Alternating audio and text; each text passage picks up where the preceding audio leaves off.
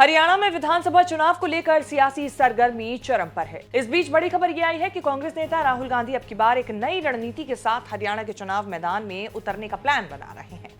राहुल का प्लान है कि कांग्रेस और आम आदमी पार्टी गठबंधन करें। हरियाणा और जम्मू कश्मीर में विधानसभा चुनाव को लेकर सोमवार को जो कांग्रेस कार्य समिति की बैठक हुई, उसमें उम्मीदवारों के नामों पर चर्चा के साथ साथ हरियाणा में आम आदमी पार्टी से अलायंस करने को लेकर भी बात हुई। जानकारी के मुताबिक राहुल गांधी ने हरियाणा में रणनीतिक रूप से आप से गठबंधन बनाने की बात कही है।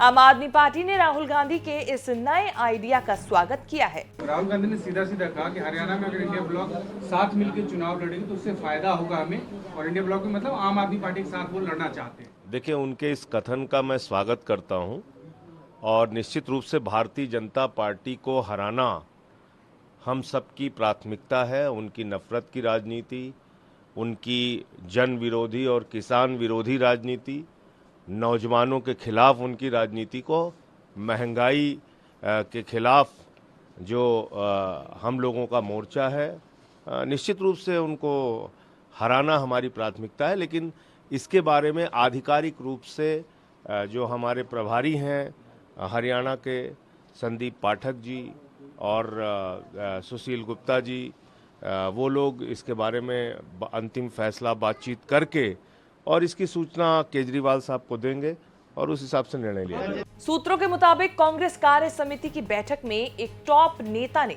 हरियाणा में आम आदमी पार्टी के साथ गठबंधन को लेकर चर्चा की, जिसका विरोध भी देखने को मिला। हालांकि पार्टी नेतृत्व का ये मत था कि आपको जोड़ने की इस संभावना को मौका दिया जाना चाहिए। राहुल गांधी ने भी नेताओं से ये देखने के लिए कहा कि क्या आपके साथ किसी तरह के गठबंधन की गुंजाइश हो सकती है।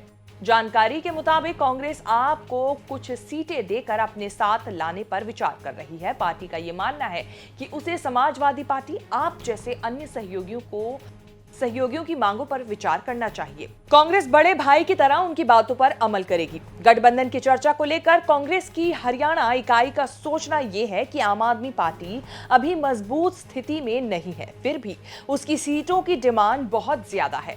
जबकि हरियाणा कांग्रेस के नेताओं का मानना है कि आम आदमी पार्टी की हैसियत हरियाणा में 3 से 4 सीटों से ज्यादा नहीं है। केंद्रीय चुनाव समिति की बैठक में राहुल गांधी ने पूछा कि क्या अकेले चुनाव लड़ने से नुकसान नहीं होगा, क्या गठबंधन की कोई संभावना बन सकती है। राहुल के इस सवाल का जवाब पूर्व सीएम और कांग्रेस के वरिष्ठ नेता भूपेंद्र सिंह हुड्डा ने दिया। उन्होंने कहा, आम आदमी पार्टी ज्यादा सीटें मांग रही है, इसीलिए उनसे गठबंधन कर पाना मुश्किल है। 3 से 4 सीटें दी जा सकती हैं, लेकिन आम आदमी पार्टी की ख्वाहिश बड़ी है। दिल्ली विधानसभा की तरह आम आदमी पार्टी की पकड़ हरियाणा में बिल्कुल भी नहीं है।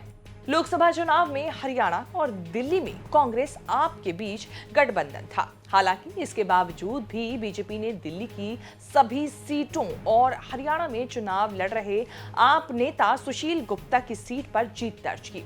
यानी कि कांग्रेस का गठबंधन फ्लॉप शो साबित हुआ। 4 जून को लोकसभा चुनाव का रिजल्ट आने के बाद से ही दिल्ली में आप और कांग्रेस दोनों ही घोषणा कर चुके हैं कि दिल्ली विधानसभा को लेकर गठबंधन नहीं होने जा रहा है। हालांकि इसके बाद भी राहुल गांधी ने कांग्रेस आप के गठबंधन के लिए विचार करने की बात कही है।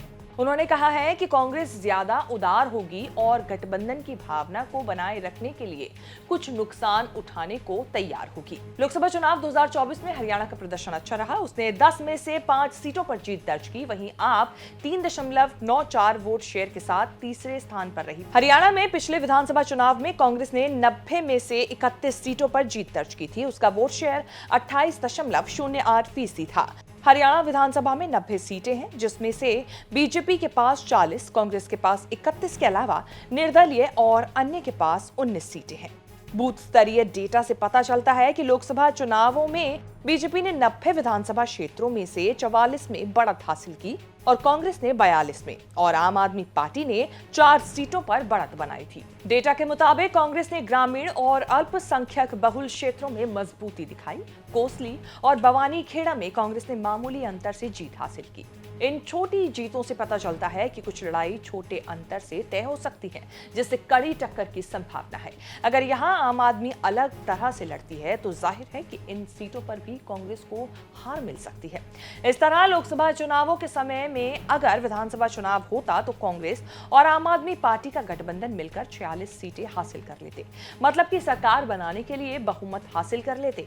जाहिर है कि लोकसभा चुनावों को आधार मानकर दोनों पार्टियां अलग अलग चुनाव लड़ती हैं तो बीजेपी को बहुमत मिलता दिख रहा है। इसमें कोई दो राहें नहीं हो सकती है कि गठबंधन में ताकत होती है। शायद राहुल गांधी यही सोच रहे हैं। नवंबर 2023 में 3 राज्यों मध्य प्रदेश, छत्तीसगढ़ और राजस्थान में विधानसभा चुनाव हुए। चुनाव में कांग्रेस पार्टी पूरी तरह से कॉन्फिडेंट नजर आ रही थी और अपनी जीत को लेकर आश्वस्त थी। समाजवादी पार्टी के सुप्रीमो अखिलेश यादव ने एमपी में कांग्रेस से गठबंधन करने को लेकर बात चलाई थी, लेकिन कांग्रेस नेता और प्रदेश के पूर्व सीएम कमलनाथ ने उन्हें भाव तक नहीं दिया और अखिलेश तक कह दिया। मतदान के बाद जब नतीजे आए तब कांग्रेस जो 150 सीटों का दावा कर रही थी 66 सीटों पर सिमट गई। पार्टी का कुछ ऐसा ही हाल राजस्थान में भी हुआ। ऐसा माना जा रहा है कि कांग्रेस इसी तरह से सियासी नुकसान से बचने के लिए कोई भी रिस्क लेने के मूड में नहीं है और हर गठबंधन को लेकर कवायद में है। हरियाणा की सभी 90 सीटों के लिए 5 अक्टूबर को एक चरण में मतदान होंगे। नतीजे 8 अक्टूबर को आएंगे। देखना होगा आपकी बार जनता किसको सत्ता की कुर्सी तक पहुंचाती है। आपके हिसाब से इस बार हरियाणा में किसकी जीत और किसकी हार होगी, क्या आपकी राय है? कमेंट करके बताएं। ये वीडियो आपको कैसी लगी ना बताना भूलें। इस तरह की खबरें आगे भी देखने के लिए बने रहें न्यूज़ तक के साथ।